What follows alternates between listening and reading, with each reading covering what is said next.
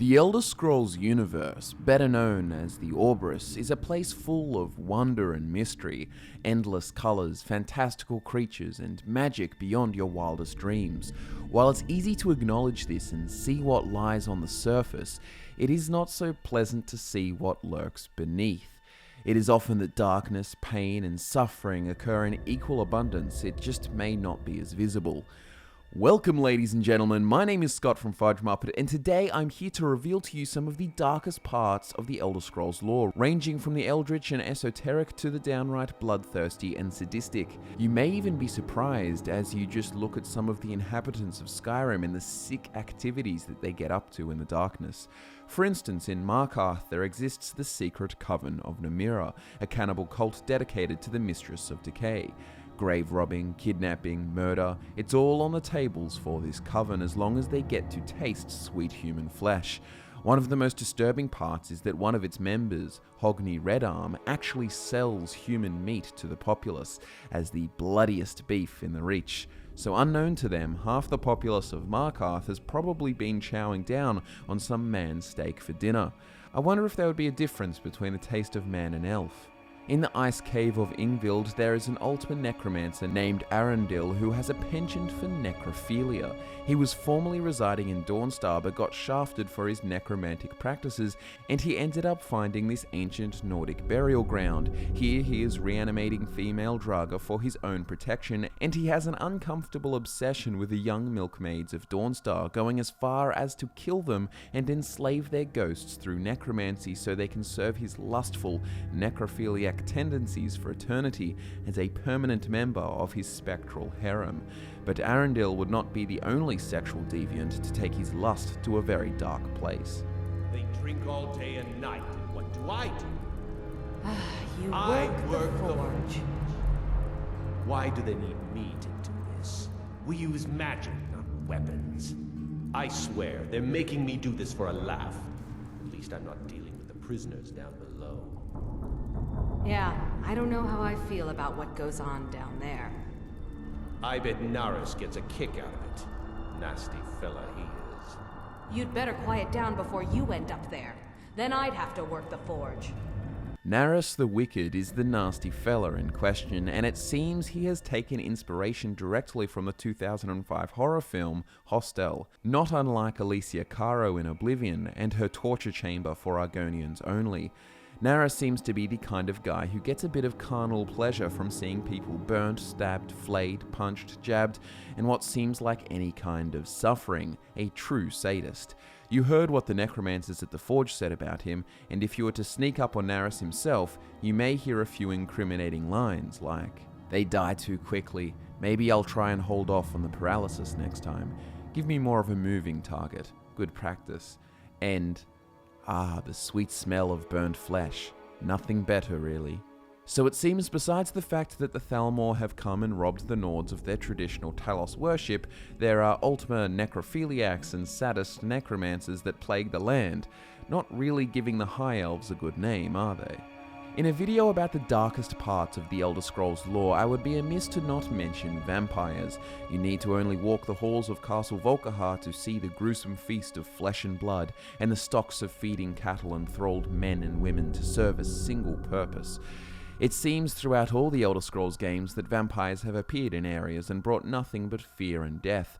It is no surprise that vampires often bring fear and misery when you consider their origin story and how they were originally created.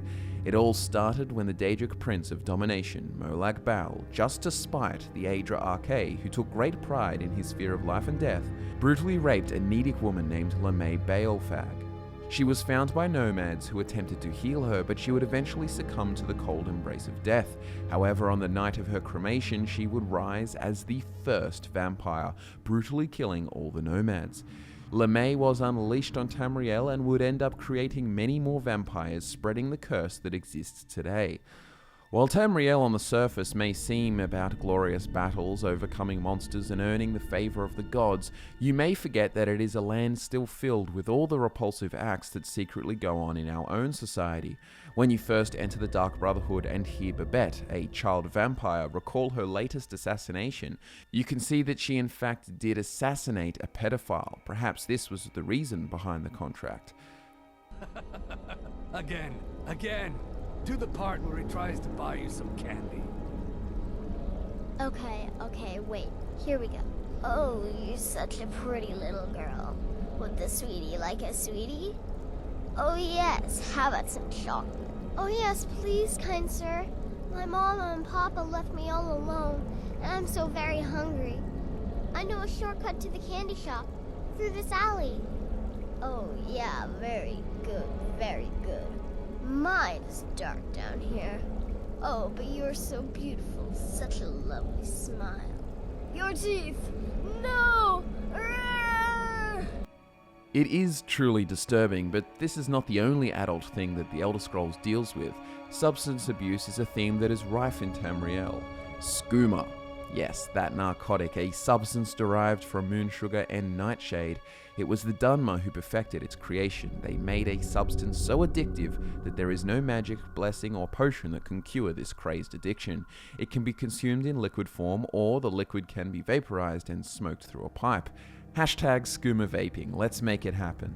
You can see the effects of this addictive substance in Morrowind, Oblivion, and Skyrim, particularly the Redwater Den filled with drugged-out patrons of all classes, noble and vagabond alike. The Breville Skooma Den is much like this, and it would be safe to assume that there are many of these skooma dens hidden all throughout the lands of Tamriel. Whilst the name skooma may sound fun and quirky, don't be fooled, ladies and gentlemen, this is straight-up fantasy crack. It would be wrong of me not to mention the Dark Brotherhood in a video about the darkest Elder Scrolls lore. As you know, the Dark Brotherhood is a cult of psychotic assassins who carry out the word of the Night Mother and assassinate people, sending their souls to the Dreadfather, aka Sithis, the Void. I mean, assassination is pretty tame, and yeah, we get the whole death cult thing, but for me, the truly dark and dread-inspiring obscenity of the Dark Brotherhood comes from their supposed origin story. The following is from the book The Night Mother's Truth by Gaston Belafort. Although her name has been lost to time, the Night Mother was once a mere mortal, a dark elf woman who lived in a small village once located where the city of Breville stands now, in the imperial province of Cyrodiil. She was a respected member of the Morag Tong, and like her fellow members, this woman made her trade as an assassin in service to the Daedric Prince Mephala. In fact, the woman held the title of Night Mother, reserved for the highest-ranking female member of the organization. To be Night Mother of a particular sect was to be that group's matron, the favored of Mephala, both respected and feared. However, it was not Mephala who facilitated the transformation from woman to spectre, but another, some would say far deeper form of evil, Sithis, the Dreadlord, embodiment of the unending void. Following the Potentate's assassination in the year 324 of the Second Era, strife descended upon the Morag Tong, and the guild was all but eradicated in Cyrodiil and much of the Empire. It was shortly after these events that the Dunmer woman claimed to hear the voice of Sithis himself. The Dreadlord, she claimed, was displeased. He was unhappy with the Morag Tong's lack of success. The Void, he told her, was hungry for souls, and it was her destiny to set things right. And so, according to the Dark Brotherhood legend, Sithis visited the Night Mother in her bedchamber and begat her 5 children. 2 years passed before the unthinkable happened. The Dark Elf woman followed through with the Dreadlord's ultimate plan. One night she murdered her children and sent their souls straight to the Void, straight to their father. When they learnt of this affront to decency, the people of the village rallied against the woman, for such an act was considered incomprehensible, even for a Night Mother of the Morag Tong. In one night of vengeance, they descended upon the woman, killing her and burning down the house in which the atrocity took place. And that was the end of the story, or so everyone thought. A little more than 30 years later, an unnamed man heard a strange, comforting voice inside his very head, just as the Dunmer woman claimed to hear the voice of Sithis inside hers. The voice identified herself as the Night Mother and named the man Listener, the first of many, and so the unholy matron set her servant on his path. He would found a new organization, a guild of assassins known as the Dark Brotherhood, in service not to Mephala, but to the Dreadlord Sithis. Imagine burning a dread death spirit, having 5 kids, and then killing those 5 kids and ending up as a permanent corpse who just sits there for all eternity speaking to one person called a listener. I mean, If that's her ideal life, then so be it, but it's pretty damn messed up. So there you have it, ladies and gentlemen, a dark dosage of the more disturbing occurrences in Tamriel. To believe that this is all the darkest stuff would be foolish. There is bound to be more hidden and forgotten. Perhaps we can make more videos diving into the more darker elements of the Elder Scrolls. Let us know what you would like to see. Thanks so much for watching, guys. Your support is always appreciated. Like the video if you enjoyed dark, disturbing lore. My name is Scott, and I'll be back to nerd out with you again in the next one.